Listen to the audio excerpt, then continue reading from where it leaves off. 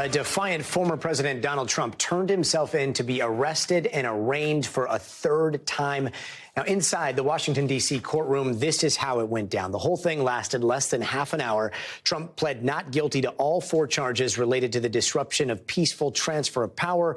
He was released on the condition that he cannot communicate with any witnesses without a lawyer present, and his next hearing date has been set for August 28th. Now, it's a process that's pretty similar to what we already saw in Florida and New York. Trump supporters and anti-Trump protesters gathering outside the courthouse, waiting for Trump's arrival there. He was booked. Fingerprints were taken, but no mugshot.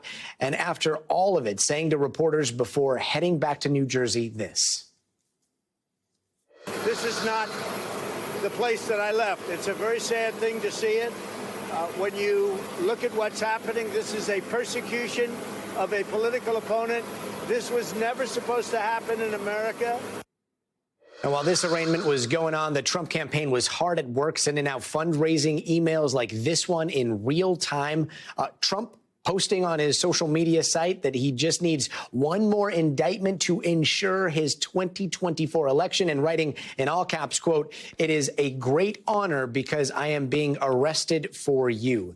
NBC Justice and Intelligence correspondent Ken joins us now.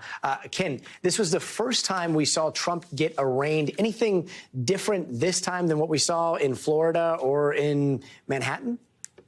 Yeah, you know, I watched the Florida arraignment from the media overflow room down there, and I got to say, today's arraignment was starkly different in some key respects. In Florida, the magistrate judge down there was kind of joking, and there was a loose atmosphere, and he didn't ask former President Trump a single question. Trump's lawyer down there pled on his behalf.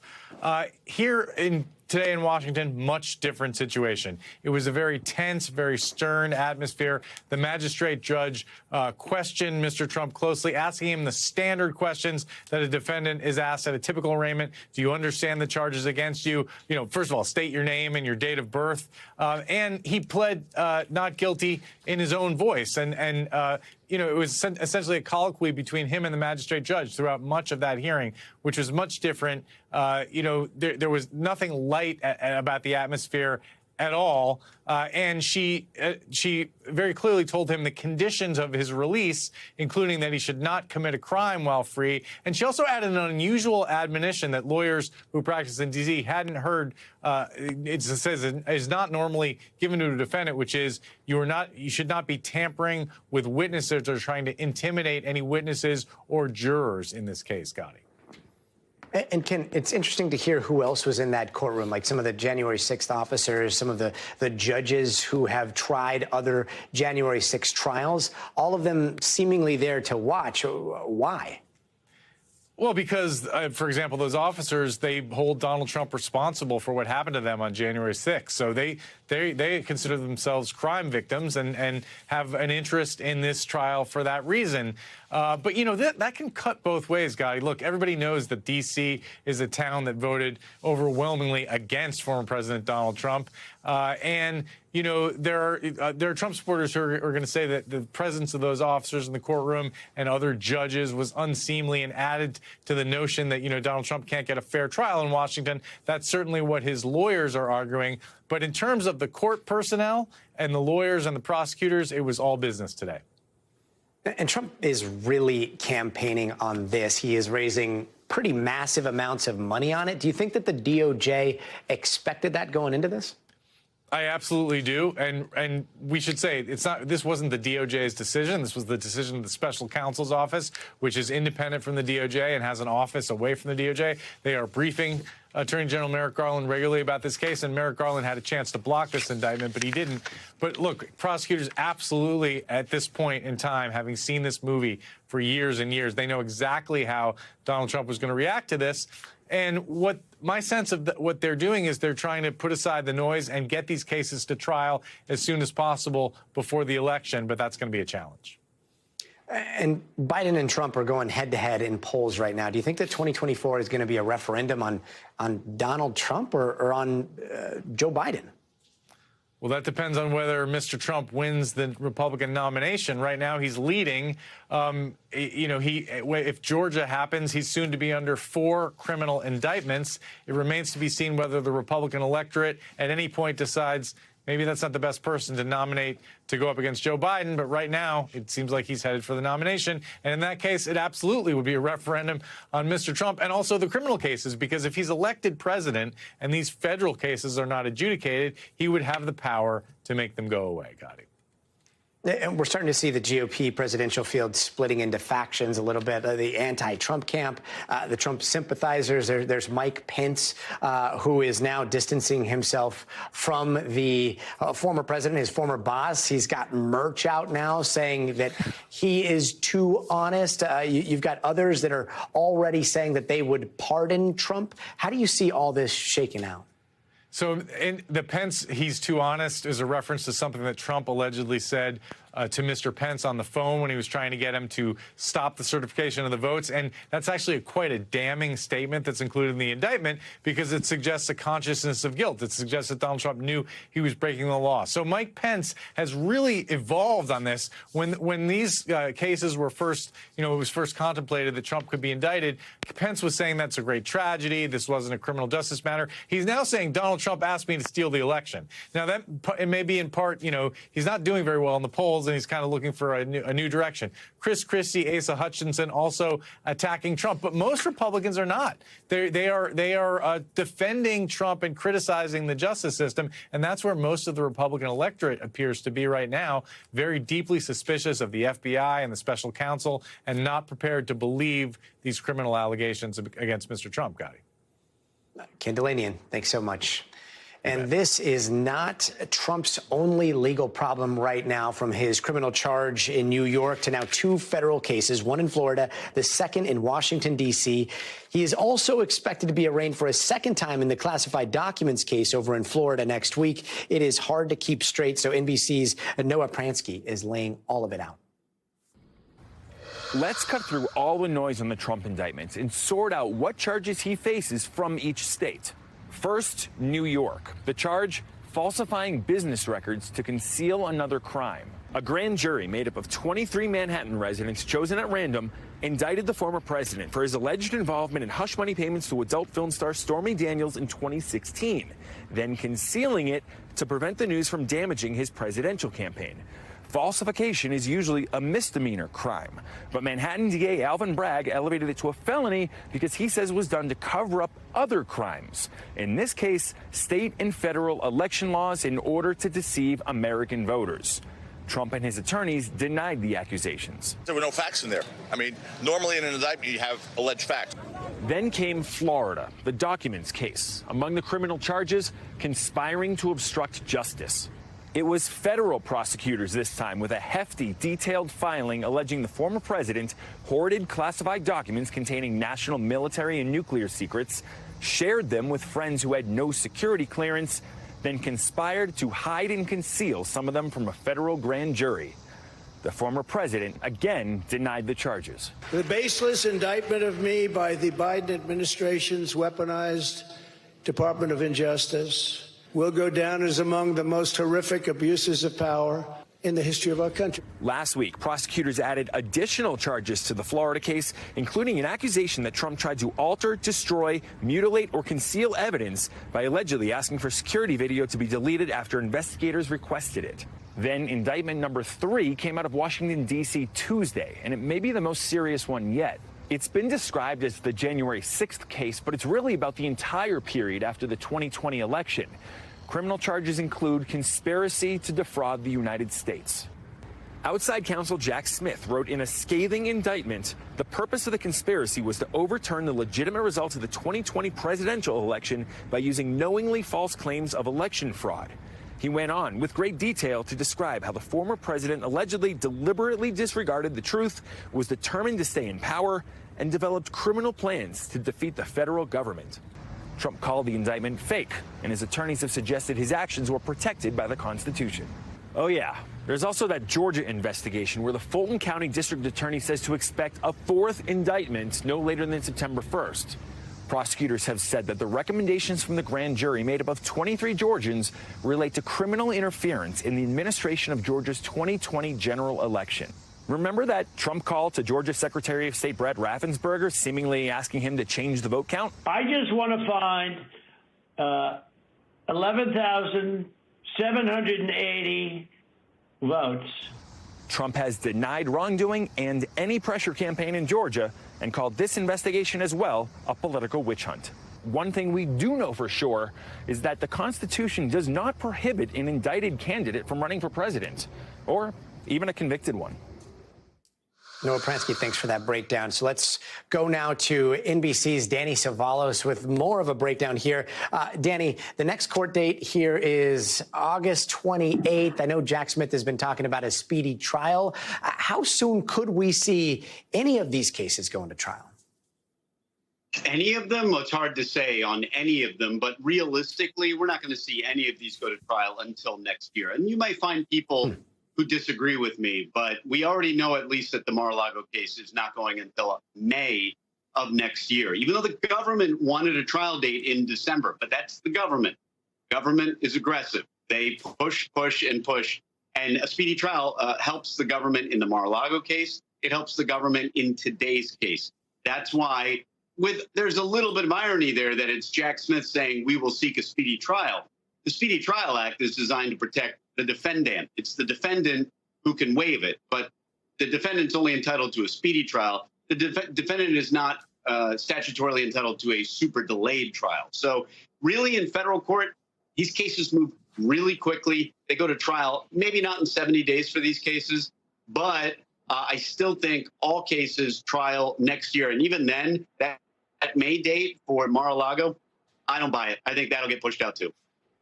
And Trump's also asking for a change of venue on Truth Social. We saw that from several January 6 defendants that tried and saw that get tossed out. Do you think they're all in the same boat, or could Trump's cases be different? Motion denied. Next, that's what the judge is going to say. Motion denied on the venue. And look, maybe Trump has an argument at the appellate court, but there's zero chance that the trial court is going to transfer this case away. Even though, look, on appeal, if this were ever appealed, if it made it even up to the Supreme Court, there might be an issue there. I mean, arguably, this is the most famous or infamous set of cases in American history. So, but the problem with the venue argument is the argument has to be, look, I can't get a fair trial here. Well, if you can't get a fair trial in D.C., where can you get a fair trial? And the judge isn't going to let you transfer the case to, like, rural Texas because you won that county overwhelmingly, or that judicial district. So that's not going to happen. The reality is this case is going to stay in D.C. And I'm a defense attorney. You got to make the motion. You got to try. Got to put it on the record. Motion denied.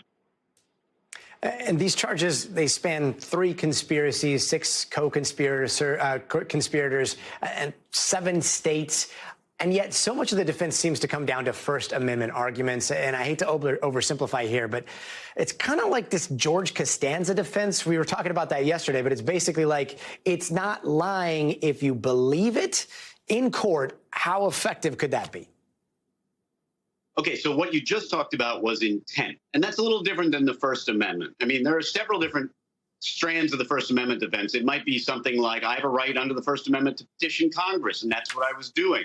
Or I have a right just to say things, blah, blah, blah. That's my First Amendment right. But that's not so great because the reality is, there are lots of speech. There's lots of speech that can be criminalized. A threat, for example, can be purely words, and it can be criminal. But probably you're going to see more in terms of intent. You're going to see evidence of everything that was out in the ether about the election being compromised that Trump could have believed.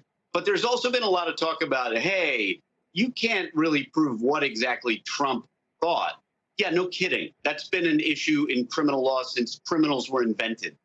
Prosecutors have long had a way around that. If you want to claim that you believed something and you absolutely, truly believed it, great.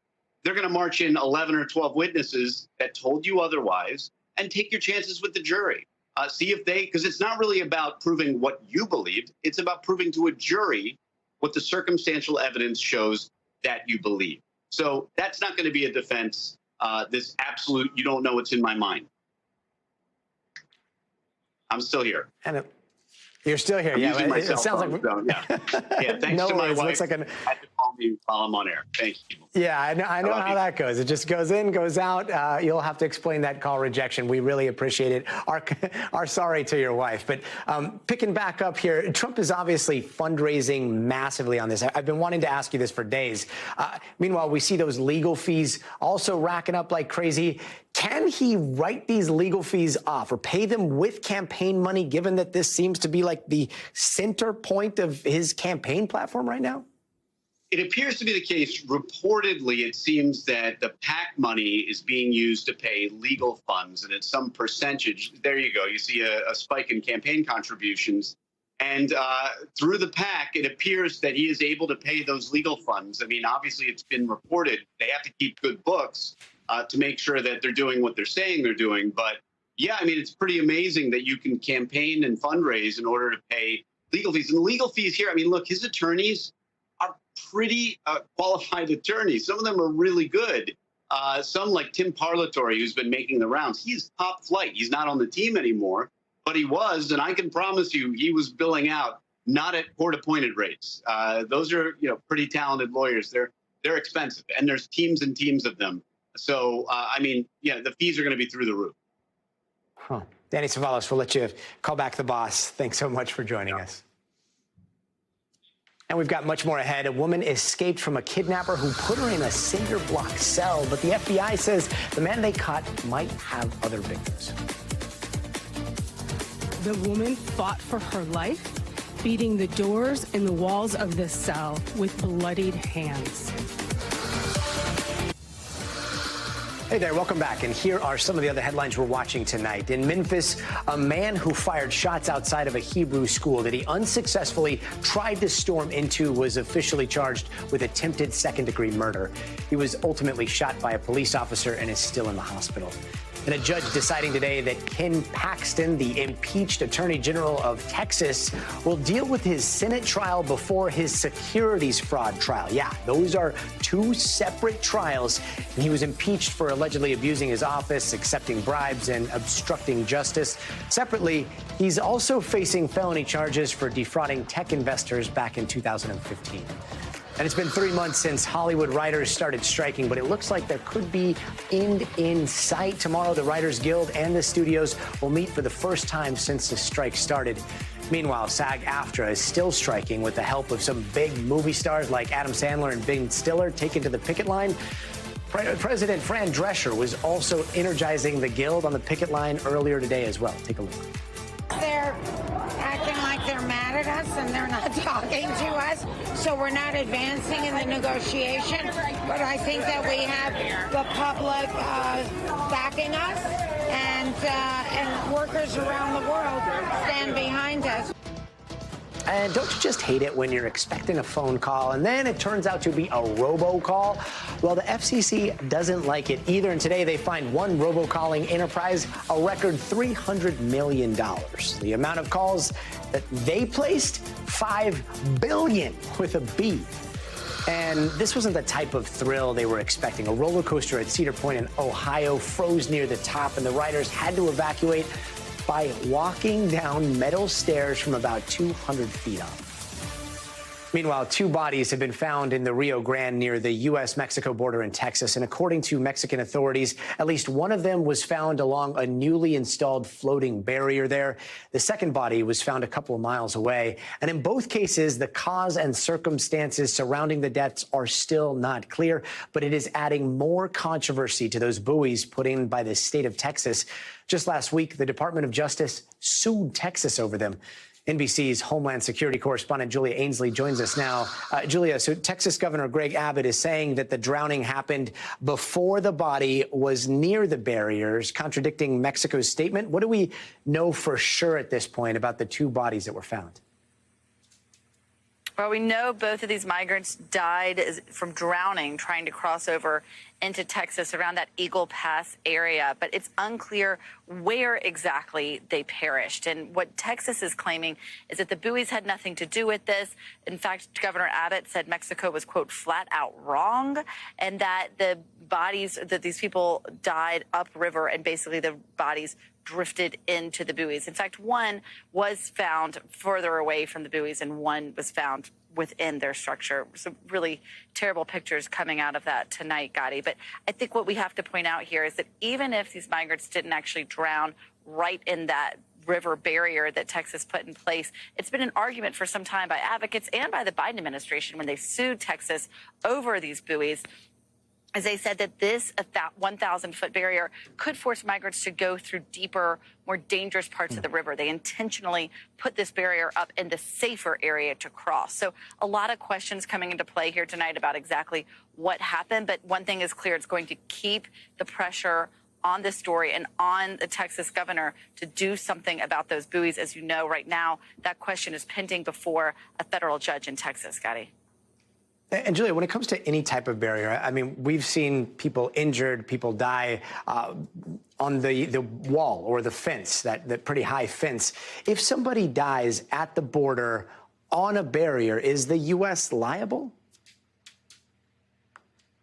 That's a good question. I've actually just been talking today to some border agents here in the Tucson sector where they have 30-foot walls. They're higher than the 18-foot walls that were put in place previously, and then the Trump administration came along, did the 30-foot walls. And actually an agent I talked to today said that he did see a migrant who tried to climb over it and actually fell to his death, and they went and had to recover the body after a migrant had fallen. It does happen. They do get injured. In fact, a lot of agents are out here, not just in Tucson, but around the border, rescuing these migrants because there are injuries. But a question of liability hasn't come up to my knowledge, oftentimes because these migrants and their families don't always have the same access to the U.S. legal system or might not know their rights, Gadi. And Julia, speaking of Tucson, I know that you're there reporting on what's going on. What's the border crisis looking like in Arizona? Well, what I've been told is that because of those restrictive measures in Texas, more migrants are being forced to come west. They also think it's safer. Places like Nogales tend to be safer from cartel violence than places like Juarez or Matamoros, which are further east in Mexico. So they're coming this way. But environmentally, Gadi, it is no picnic. It is probably the most dangerous area to cross. It's over 100 degrees right now. It's getting above 110 most days, and more families are coming through here. The agents here said that this is something that they haven't seen previously, the number of families coming through with young children. And in fact, I spoke to someone who's actually part of the Air and Marine branch of CBP today, and he talked about some of the dire rescues they're doing. Take a listen. We have people who are hydrated, for the most part, who have broken their legs, twisted their ankles, knees, stuff like that, to people who are severely dehydrated and on the brink of death.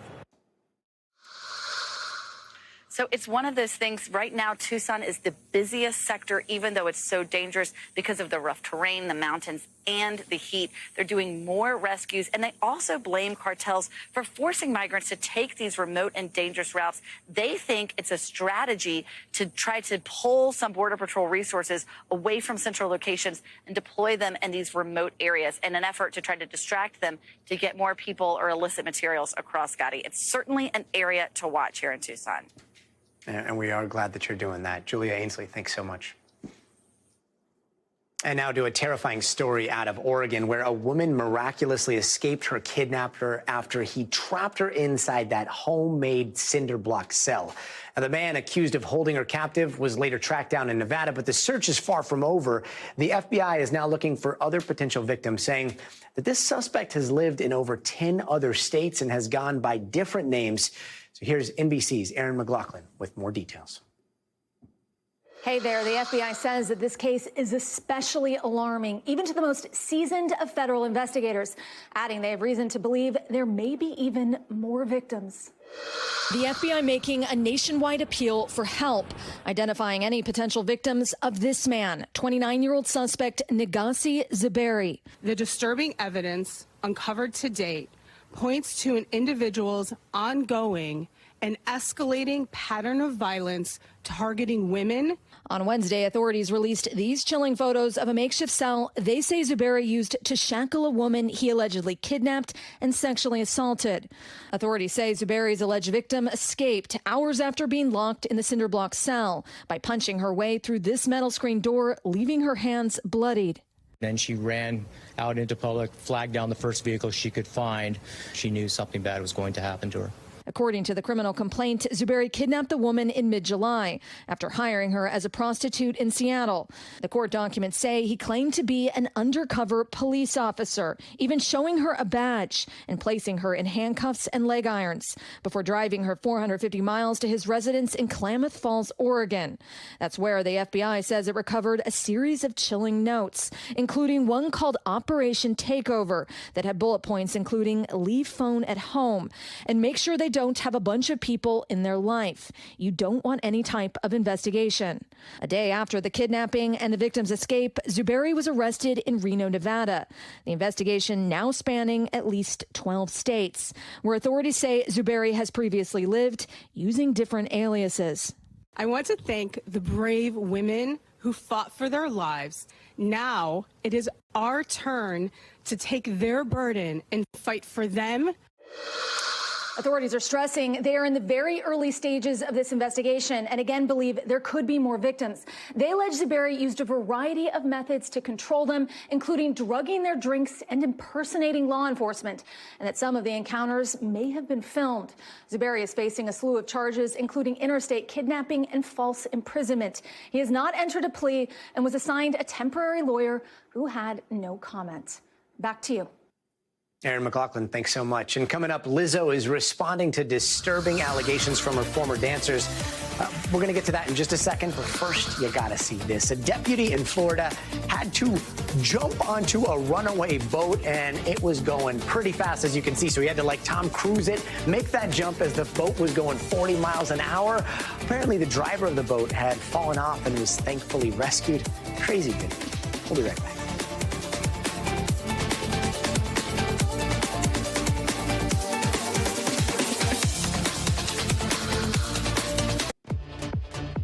Hey there, welcome back. Let's get you caught up in 30 seconds. Former President Donald Trump was arraigned today in Washington, D.C. He pleaded not guilty to charges relating to trying to defraud the United States. And 2 bodies were found in the Rio Grande along the U.S.-Mexico border. Mexico says one of the bodies was found near that controversial buoy border. And a woman in Oregon escaped her kidnapper who put her in a cinder block cell. The FBI is now saying the suspect, who is in police custody, might have other victims. And turning now to the death sentence for that mass shooter who opened fire inside a Pittsburgh synagogue in 2018. This time, the judge ordering execution after the jury unanimously decided he should be condemned to die. Robert Bowers was convicted of killing 11 people and hurting 7 others in perhaps what is the deadliest anti-Semitic attack in U.S. history. And survivors and victims' families were in the courtroom again today for the judge's decision, including the son of one of the victims. Take a listen. And now we have the definitive of however many life sentences plus the death penalty. He will not be able to do that to anybody else. He will never be able to hurt anybody else ever again. And despite the judge's sentence, it could be years before an execution actually takes place. David Johnson with our NBC affiliate in Pittsburgh reports. Senseless violence shattered Squirrel Hill, the heart of Pittsburgh's Jewish community, when a mass shooter took the lives of 11, wounding 7 at the Tree of Life Synagogue, committing the most deadly act of anti-Semitism in U.S. history. I was there that morning to read Torah. Stephen Weiss survived that day. One of the important foundational parts of Judaism is that we are a community. We could all stay home and pray in isolation at home. That's why I think we go to synagogue, why we try to be together as community. There's more strength in numbers, and we gain strength from each other when we're together. The Jewish community is increasingly at risk, with anti-Semitic attacks up 36% last year, the highest in more than 4 decades. It's been nearly 5 years since the shooter, who posted his hatred of Jews on social media, walked into services here armed with an AR-15 and 3 handguns.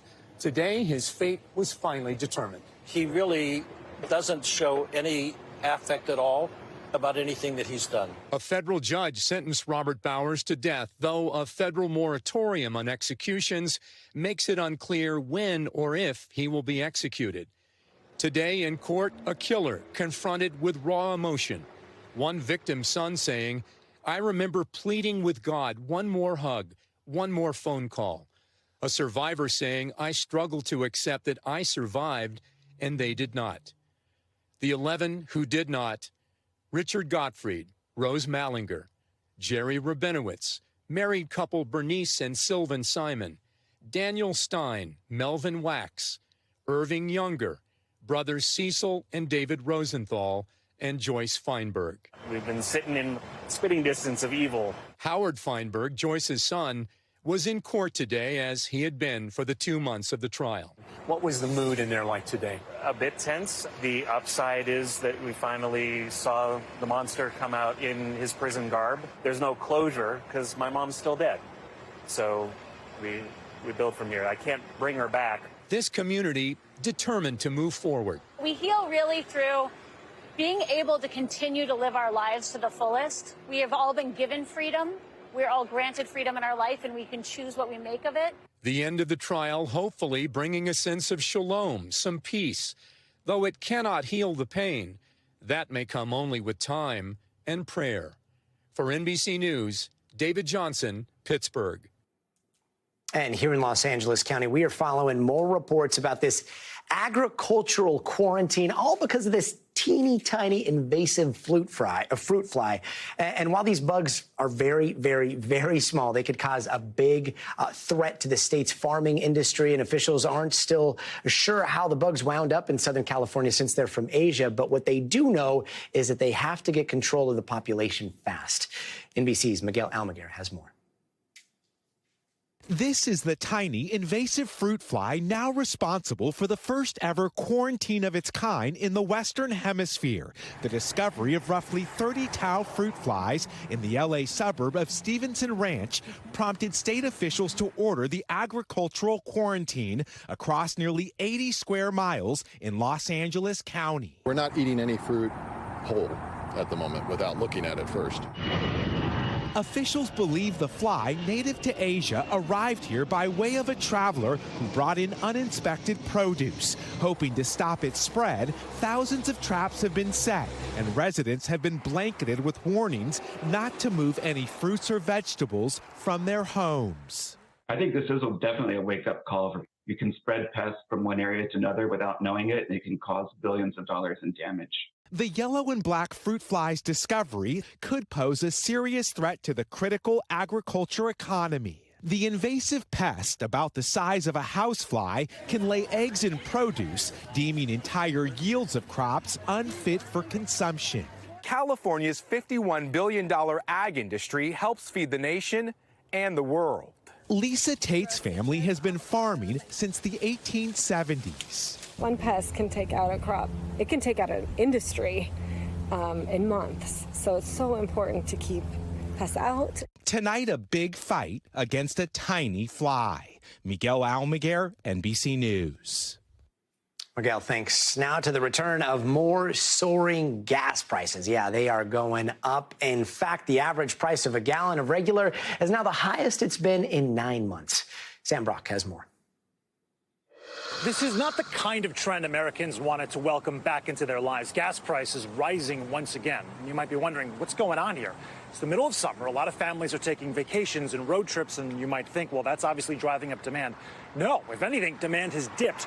The reason that we've seen gas prices increase more than a quarter over just the last month largely is because of record-breaking temperatures and what they mean for oil refineries.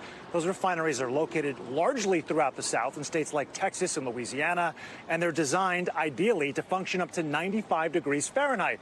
But with this heat wave that we've been talking so much about, we are way above that threshold on some days. That has affected production from the refineries, and there's been a trickle-down effect. In terms of what's going on nationally, the snapshot, $3.82 a gallon. A week ago, that was $3.71. A month ago, that was $3.53. So a dramatic difference.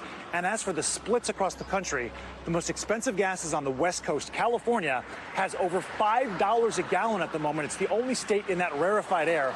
Washington close behind, though. And then on the flip side of things, here in the South is the cheapest gas, relatively speaking. States like Alabama and Louisiana, Mississippi as well, about $3.30 to $3.45 a gallon. As we look forward to what the outlook might be, there is some good news, at least, which is that temperatures eventually are going to be scaling back into the fall. That should provide some relief. But the biggest X factor at the moment, likely the hurricane season as a major storm, is the biggest risk to take more of these oil refineries offline. Also, Saudi production abroad and other OPEC plus countries that have been scaling back a little bit. If that trend continues, it could be problematic as well. In the Florida Keys, Sam Brock, NBC News. Sam, thanks so much. Coming up, North Korea is finally talking about the American soldier who ran into that country. That story is straight ahead. But before we head to break, how Japan is taking recycling to a whole new level. They are taking old bullet trains and turning them into baseball bats for kids. The Central Japan Railway scraps about 7 of those super-fast trains every single year. So they took all that shredded aluminum, crushed it up, and made these bats. Each one goes for about 14,000 yen, which is like $100. And get this, this is actually very, very good for the environment. The developers of those bats say it reduces carbon dioxide emissions by like 97% as opposed to making new aluminum. We're going to have much more news from around the world right after the break.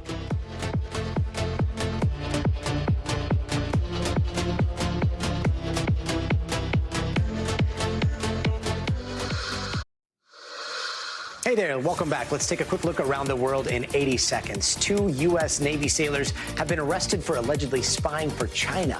Today, prosecutors unsealed the indictment, which explains how the suspects sent details on wartime exercises, even videos and pictures. Mr. Zhao transmitted this information in exchange for payments that totaled approximately $15,000. Wei sent national defense information to China, including documents, photos, videos, and technical manuals. In exchange, his intelligence officer paid Wei thousands of dollars. Now, the 22 and 26-year-old officers were based in California. In South Korea, at least 14 people were hurt after a stabbing and car ramming attack. A man allegedly drove his car into people near the capital city of Seoul. Police say he then got out and started stabbing people, and police have arrested the suspect but haven't explained why he attacked people at random. It's the country's second mass stabbing in a month. And North Korea is finally responding to questions about the American soldier in their custody, but they didn't really say much, just basically that they have received messages about the incident. U.S. soldier Travis King ran into North Korea last month after breaking apart from a tour group in South Korea. And Pope Francis met with survivors of sex abuse in the Portuguese Catholic Church. Yesterday, he blasted the country's Catholic leadership for dragging their feet on an abuse scandal there. A report came out in February that said that priests and other church personnel may have abused close to 5,000 boys and girls since 1950. And today, hundreds of protesters gathered in the capital of Niger to mark the country's independence from France. But this wasn't a celebration of democracy. It was in support of last week's coup. Military leaders used this moment to solidify their support and turn people away from the West, and it is prompting the U.S. to start evacuating its embassy there. NBC News foreign correspondent Megan Fitzgerald has this story. Gadi, good to be with you. The crisis in Niger certainly seems to be deepening, with leaders of the coup really doubling down, hardening their position and warning other nations not to intervene, or else Niger will be ready to defend itself. Of course, this comes just days after what we saw with the West African bloc, basically putting sanctions against Niger, but also demanding the release of the President Bazoum by August 6th. If not, they said that there could be force that's used. That then triggered other nations like Mali, Burkina Faso to then stand in solidarity with Niger, saying that if there's any military action, that could potentially result in a war. Meanwhile, we are seeing embassies like the French embassy and other European countries evacuating as this situation does not seem to be improving. Gadi? NBC's Megan Fitzgerald, thanks so much. And before we go, it is time for the future of everything. And this next story is insane. We're going to tell you about a man who was paralyzed after breaking his neck. But wait, because microchips were implanted into his brain to help him recover. We're going to talk about that after the break.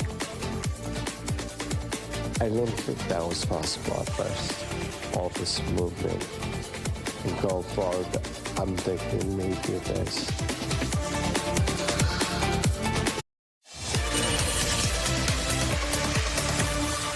And artificial intelligence is at the forefront of so many changes. And for one Long Island man who was left paralyzed after an accident, AI is helping him move again. Our NBC affiliate here in New York has this story. And now I can reach to my cheek, reach my chin. For Keith Thomas, those simple arm movements are miraculous. 3 years ago, the Massapequa man broke his neck in a pool accident, leaving him paralyzed from the neck down. We were just praying for his survival. Keith's sister has helped care for the 45-year-old since his accident. Open your hand. So it was fitting that Michelle Bennett's touch was among the first things her brother felt, thanks to what doctors are calling a breakthrough procedure. I'm in such a better place now. Keith Thomas broke down today, thanking the Northwell Health team that's helping to restore his movement and his feeling. Keith is the true pioneer here and really doing something that hasn't been done before. Chad Boughton is leading this clinical study designed to help people just like Keith. We're going to do the craniotomy. In a 15-hour surgery last March, doctors implanted 5 microchips in Thomas's brain. That computer technology, with the help of artificial intelligence, has reconnected Thomas's brain with his spinal cord and his body. We actually had to have Keith awake during a small portion of the surgery. He was able to tell us he felt his thumb, he felt his finger. It is, doctors say, a kind of electronic bridge that's bypassed Keith Thomas's injury. I didn't think that was possible at first. All this movement and go forward, I'm thinking maybe it is. Thomas's ability to move has improved dramatically since the surgery, giving his loved ones hope for an even better future. It means everything because I know that the loss of his independence, it hurts. And that hope now also extends to 100 million people worldwide suffering from paralysis. Keith is showing the world that it is possible. In Manhasset, Greg Sergel, News 4 New York.